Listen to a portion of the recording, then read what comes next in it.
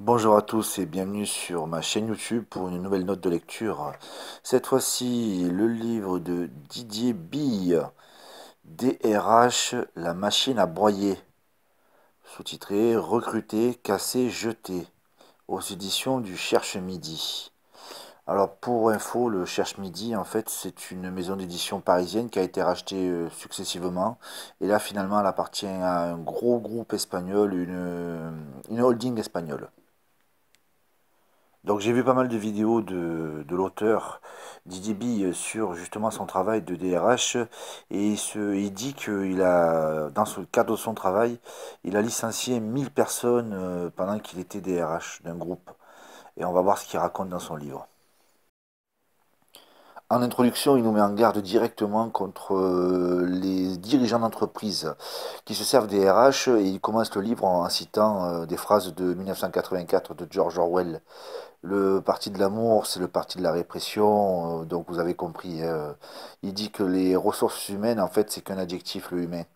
Et il nous met bien en garde contre tous ceux qui voudraient nous aider dans justement ces services-là, qui sont en fait le bras armé des dirigeants. Il commence son récit en nous donnant un exemple. Il y avait une femme de ménage qui travaillait depuis 30 ans dans la société et la direction avait décidé de faire du ménage et elle faisait partie des gens qui devaient être licenciés. Donc il nous explique comment il a procédé. Il n'avait pas de motif, hein. Il fallait qu'il trouve le motif limite après le licenciement, au cas où il y aurait un prud'homme. Et donc il nous explique un petit peu les histoires. Et une chose importante, il nous explique que si un employé est représenté par une autre personne de son choix, les RH sont un peu plus gênés parce que la personne prend des notes et dans un courrier, elle peut très bien ressortir ce qui n'a pas été évoqué. Bon, ce passage, en fait, c'est complètement dégueulasse, quoi. Je vous le dis, c'est pourri. On sait que ça existe, hein. Et puis après, il nous raconte comment il en est venu à travailler dans les ressources humaines. Et en fait, il nous dit qu'il était complètement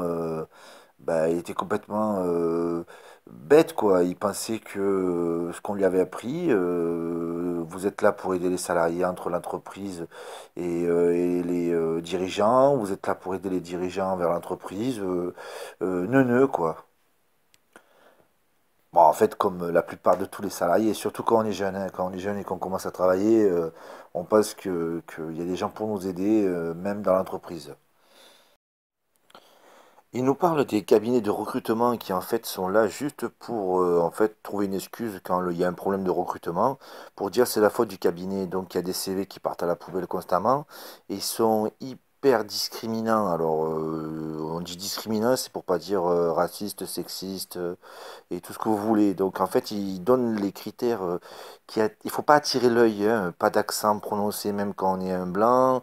Il faut avoir pas de signe extérieur d'une maladie ou pas être trop petit ni trop grand. Enfin, vous avez compris quoi. Faut être filiforme, plutôt beau gosse, avoir un accent correct. Puis après, il y a même des catégories hein, dans le langage des RH. Il dit la secte des RH. Alors, il y avait une catégorie, c'était la BBR. Ben, en fait, c'était pour dire bleu, blanc, rouge. C'était pour dire en fait qu'il fallait des blancs. Et puis, il parle aussi des tests de personnalité, c'est-à-dire des questionnaires, qui en fait rangeaient les gens dans des cases avec des termes des fois pas très sympas. En rentrant un peu dans les détails, il y a deux licenciements. Donc, il y a le licenciement avec une négociation, on propose de l'argent pour que le salarié parte et qu'il fasse pas d'histoire. Et après, il y a le licenciement pour faute lourde, et là, ça entraîne un gros dossier.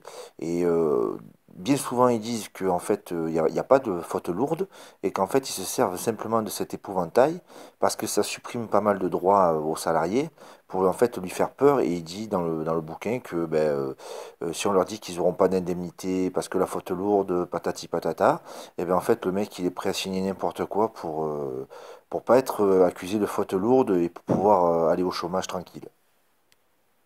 Et puis il y a même un calcul, hein. Il dit que en fait la somme qu'il perdrait au prud'homme, c'est l'équivalent en fait des indemnités qu'il donnerait s'il n'y avait pas eu licenciement.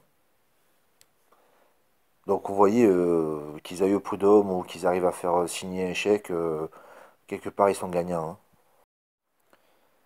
Il nous parle des associations des DRH, la plus célèbre, la NDRH, l'Association nationale des DRH, et puis il nous parle aussi de tout ce qui va avec les cabinets de recrutement, les mises aux normes, vous savez, tout ce qu'on entend là pour les qualités, et puis il y a une liste impressionnante pas de clubs, mais de sites DRH, je ne savais même pas qu'il y en avait autant. Pareil pour tout ce qui est marketing et recrutement. Et puis il nous dit qu'en fait, si on les supprimait en 2 ans, même pas, les gens ne se rappelleraient même plus que ça existait. Vous savez, on dirait de l'esbrouf en fait. Vous savez, ça brasse du vent, ça brasse du vent. Bien sûr, il nous dit d'où vient en fait un petit peu tout ça, et ça vient du milieu anglo-saxon. Donc les Américains et puis les Anglais, hein, modèle très libéral. Mais ils vantent le côté expéditif. Quand on n'a plus besoin de nous, on nous vire, ils prennent pas de gants et puis ça se passe très bien. Il nous parle de l'entreprise où il travaillait, c'était un milieu pharmaceutique, international bien sûr, et il disait que ça fait beaucoup de bénéfices et que pour pas le reverser, ben en fait les bénéfices, ils s'en servaient pour racheter leurs actions, pour redonner donc de l'argent aux actionnaires. Et bien sûr, on lui demandait de mentir au comité d'entreprise ben, pour pas que les salariés le sachent.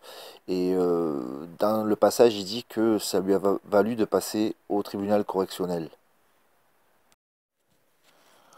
Dans un passage sur les discriminations, il nous parle comment a été abordé en fait le sujet. Alors, il explique pourquoi d'abord de la discrimination.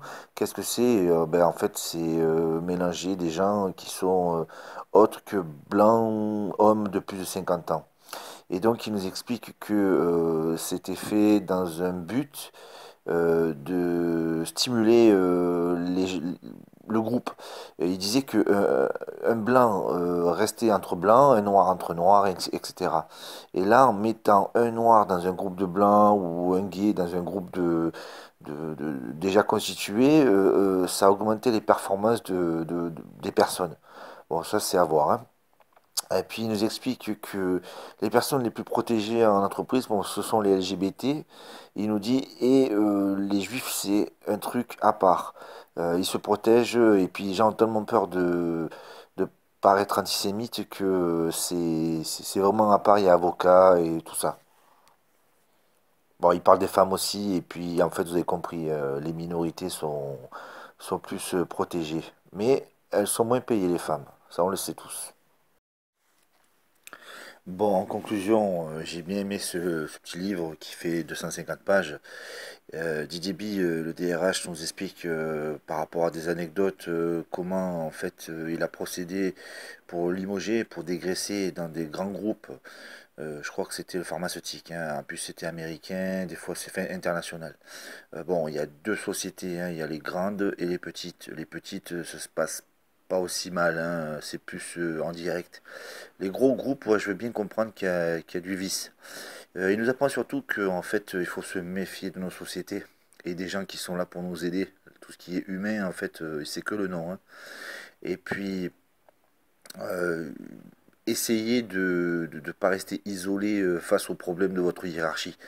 Parlez-en, n'en faites pas trop, mais ne vous laissez pas faire. Je vous laisse pour cette vidéo, je vous dis à bientôt. Sur ma chaîne, n'oubliez pas de vous abonner et de mettre un pouce bleu.